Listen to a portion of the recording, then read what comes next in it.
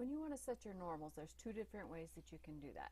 When you're on the clinical home screen, you can click on More and click Manage Normals. If you already had normals set up, you would see a list of those here, and you could go in and edit those. Since I don't have any, I'm going to search for the pediatric office visit, which is the note that most people use. Now it asks you to name your normal.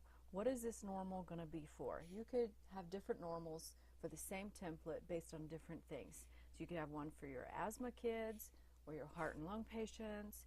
You could do complete physical exam for babies or older children or URIs, whatever you want to name it.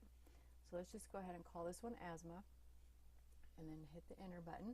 And it's going to bring up the items that you can set for your normals. Typically, you're only going to set the review of systems and the pediatric office or the pediatric exam as normals. So let's go ahead and expand the exam. So you would just go through and say, every time I see a patient and I think that they're normal, I'm going to go ahead and I want all of these items checked. And then I can go to my head, eyes, nose, mouth, throat, do the same thing. If I want something to say, no, they don't have it, I can right click and it puts a line through it. If you click something and you're like, oh, I didn't mean to click that, you can click it again, and it, as long as it's not green, then it's not going to be set as your normals. So you would just continue until you got everything set. If there's anything that you always want typed, you can go to the details section and type, and then it would always display that.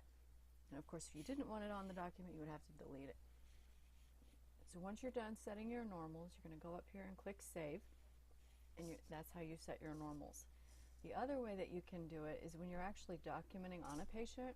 If you're documenting on a real life patient and you're going through and you're thinking, oh, this is what I always do for these types of patients, you can set your normals up on a real life patient.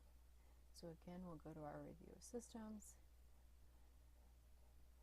go through and just select whatever you want set as your normals. Click your wrench icon. We could do our create new normals.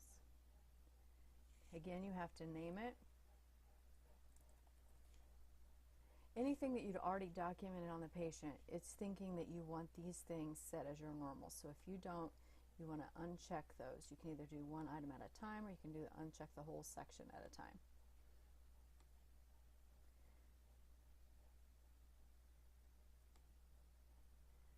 And then click Save, and that has saved your normals.